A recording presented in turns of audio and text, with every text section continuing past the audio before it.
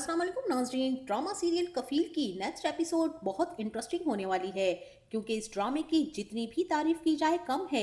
इतना रियलिटी से करीब है ये ड्रामा कि लग ही नहीं रहा कि हम कोई ड्रामा देख रहे हैं, या सच में यही कहा जाए कि ये बिल्कुल हकीकत है।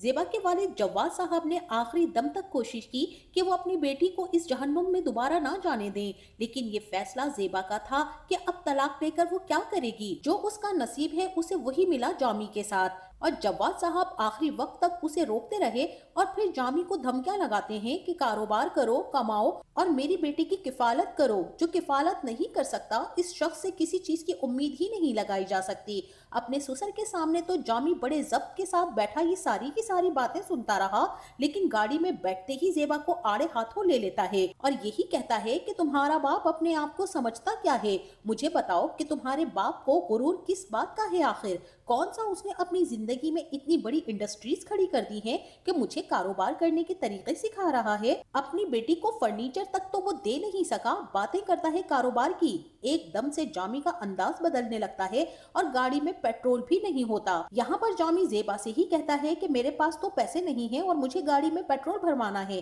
तुम्हारे पास तो है ना पैसे, या तुम्हारे बाप ने वो भी देकर नहीं भेजे हैं। ज़ेबा हैरत और बेयकीनी से जामी को देखती है। वो जानता था कि उसके पर्स में पैसे जरूर होंगे। गाड़ी का पेट्रोल भी फुल करवा लेता है ज़ेबा के पैसों से, और जब वो घर पहुंचता है तो जामी का बाप उससे भी बड़ा बेहिस इंसान है, जो कि बहू को देखते ही बातें सुनाना शुरू कर देता है कि ये तुम्हारे खानदान ने नीच हरकतें करना शुरू कर दी हैं। जामी काम नहीं करता, कारोबार नहीं करता। उन्हें पता होना चाहिए कि जामी काम नहीं करता तो क्या हुआ, भूखा तो नहीं रखा हुआ ना तुम्हें, इतने बड़े घर में अय्याशियां कर रही हो।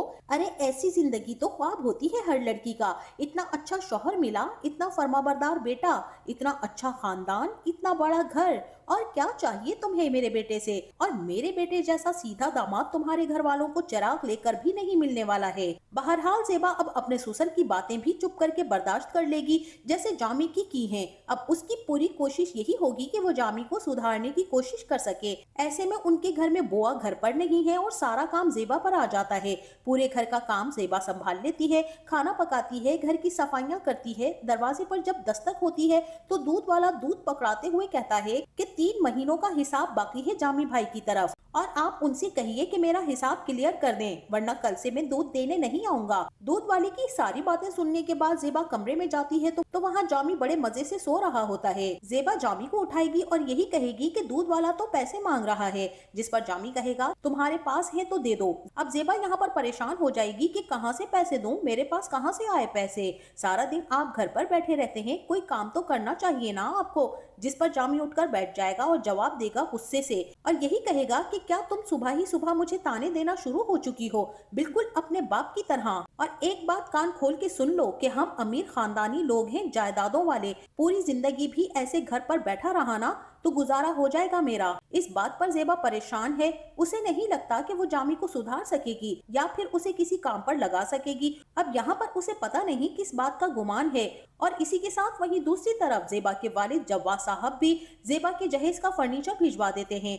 अब सारा फर्नीचर और चीजें जामी अपनी जेरे निगरानी अपने घर में रखवाता है, और फिर जब गाड़ी वाले को और मजदूरों को पैसे देने की बारी आएगी तो ज़ेबा के भाई पर डाल देगा और यही कहेगा कि खुद दो, फर्नीचर के पैसे तुम ही तो लेकर आए हो ना गाड़ी, और इन मजदूरों को भी तो मजदूरों के पैसे तो तुम खुद दो। अब यहाँ पर उस्मान परेशान हो जाएगा और परेशानी में यही कहेगा मेरे पास तो नहीं है, आपकी जिम्मेदारी है ना, फर्नीचर तो आपके घर आया है। लेकिन जामी तो हाथ खड़े कर देगा कि मेरे पास तो कोई पैसे वैसे नहीं है। बहनोई की बातें सुनने के बाद उस्मान को बहुत ज्यादा गुस्सा आएगा और वो अपने अब्बू से पैसे मंगवाएगा और उन गाड़ी वालों को फारिग करेगा, और फिर घर आकर अपनी माँ पर भी गुस्सा करेगा और उनसे यही कहेगा कि बहुत ही कंजूस हैं जामी भाई, इतने लालची इंसान तो मैंने अपनी पूरी जिंदगी में नहीं देखे।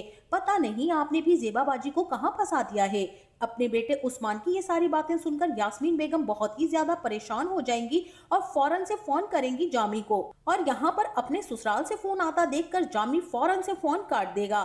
उसे कोई जरूरत ही नहीं है उन लोगों से बात करने की या उनकी कोई भी बात सुनने की।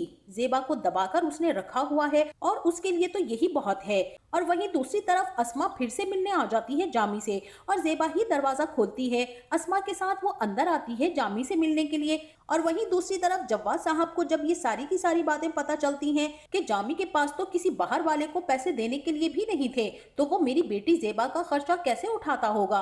वो पहुंच जाएंगे जामी के घर और सवाल करेंगे कि उसने कोई कारोबार शुरू किया है या नहीं। और यहाँ पर जामी की तरफ से खामोशी देखकर और ऊपर से जामी के बाप की बातें सुनकर जव्वाद साहब को तो शदीद गुस्सा आ जाएगा। और ये दोनों बाप बेटे तो पता नहीं किस दुनिया में जी रहे हैं और किस मिट्टी के बने हुए हैं।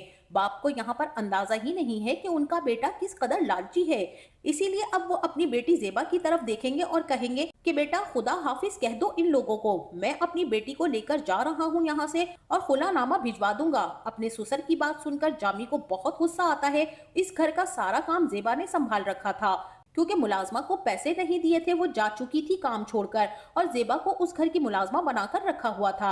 अब ये चली गई तो काम कौन करेगा। इसीलिए जामी का बाप थोड़ा बहुत परेशान होता है और यही कहता है कि मियाँ आप बहुत बड़ी गलती कर रहे हैं, अपनी बेटी को इस तरह से तलाक दिलवाकर घर बिठाएंगे तो दुनिया वालों को क्या मुंह दिखाएंगे। सब तो यही समझेंगे ना कि तुम्हारी बेटी ही गलत है। जव्वाद साहब को अब इस बात से कोई फर्क नहीं पड़ने वाला है, क्योंकि रोज रोज की अजियत से बेहतर है कि वो एक मर्तबा ही अपनी बेटी को घर बिठाकर सारी दुनिया की बातें सुन लें। तो नाज़रीन, आपका इस बारे में क्या ख्याल है? क्या ज़ेबा जामी से खुला लेने के लिए मान जाएगी?